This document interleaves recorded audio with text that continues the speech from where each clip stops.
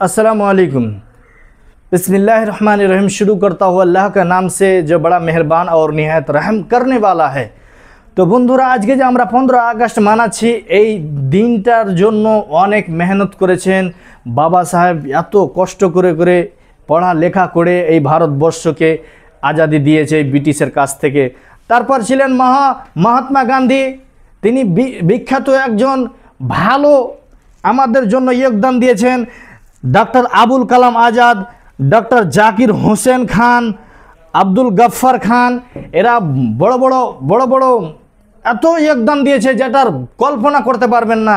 কিন্তু আজকে যে আমরা তাদের জন্য আমরা খুশি পেয়েছি, আজকের দিনটা পেয়েছি, এদের জন্য আপনাকে আমাকে প্রাণ খুলে দোয়া করতে হবে।